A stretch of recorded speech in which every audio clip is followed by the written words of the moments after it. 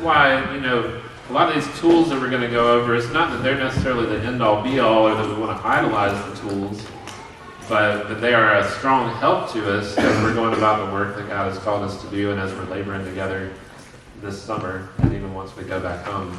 So just wanted to share that with y'all. But yeah, we want to just do a quick review. So thinking back to yesterday, we went over, for example, we went over the Genesis to Revelation study, and we were kind of looking at from cover to cover, what is God's mission? Who can remember kind of what the pattern was that we saw as we went through those verses? Somebody just shout it out. Worldwide. Worldwide? Okay. All the nations, reaching all the nations. Somebody back there? To reach all the nations. To reach all the nations? Okay. And who did he typically want to use to accomplish that work? What was the pattern that we saw with who he wanted to use? People, the church. The church, his people? Those who are blessed? Is that what you said? Those he blessed. Okay, yeah. That's good. Anybody else have any thoughts there? Descendants of Abraham. Yeah. And through that lineage is how, yep, that's good. Any other thoughts there? People who are obedient and humble. Yeah, that's an important one Second too. Chronicles. Yep. So those who are desiring to follow him and his ways. Good, yeah. We got to see that throughout the course of Scripture and how that really does build upon itself throughout the Bible. We also went over, you remember Zach took some time to cover the difference between training and teaching. Who can kind of explain that briefly? What was the difference that y'all heard between training and teaching?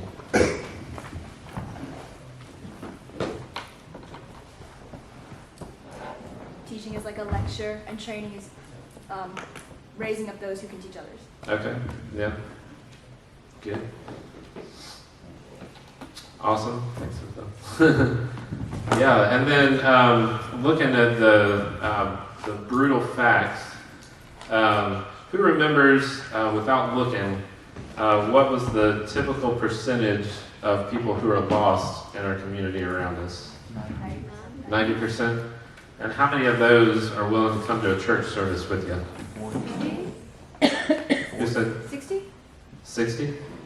40? 70. No, I think 47 are not willing. 10%, right? Yes. Yeah, that's good.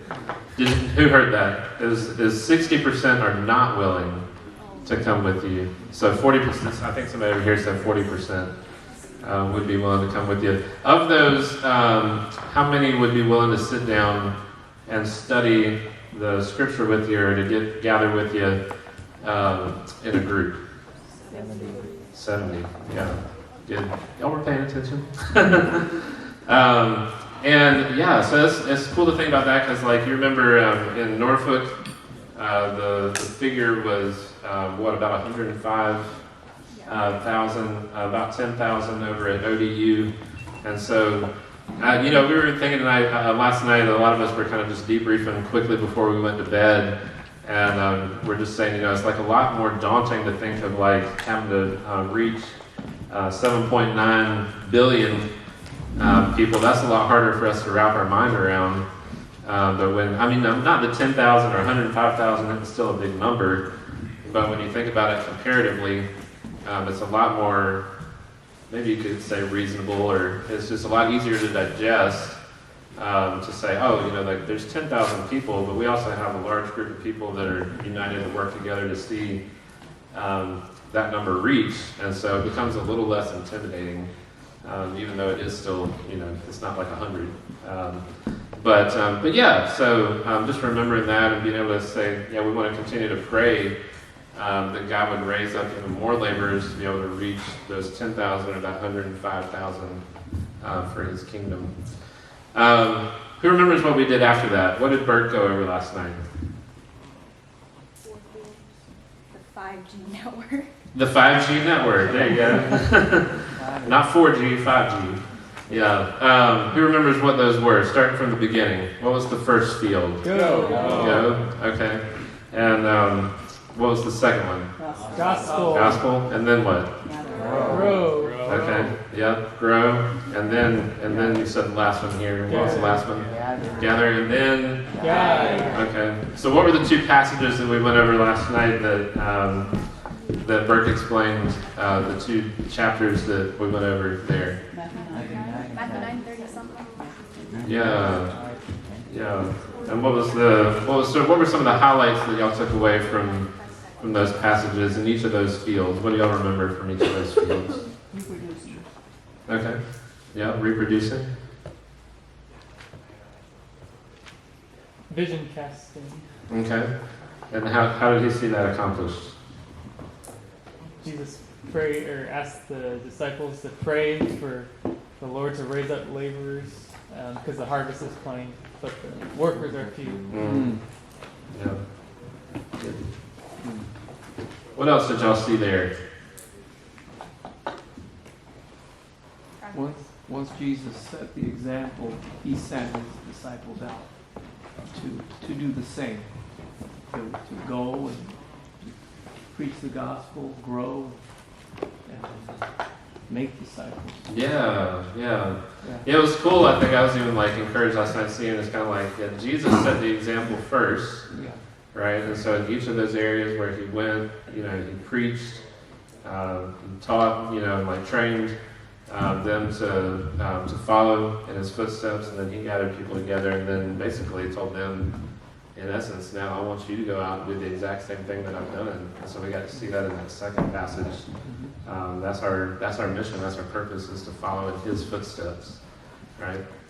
Any other takeaways from that segment? Yeah, Grace. I really like what Burke said about the top priority is not in the gospel section, not only physical service, but proclaiming the gospel that God, that Jesus found that primary. Yeah. That's really good. Yeah. Anybody else have anything that stood out to them? Jesus went and proclaimed, and he was healing and teaching, and when he saw them, he had compassion. Because they were harassed and helpless. Yeah, just to see his kindness in that, I think that was really powerful. Yeah, the compassion there. That's good. Yeah.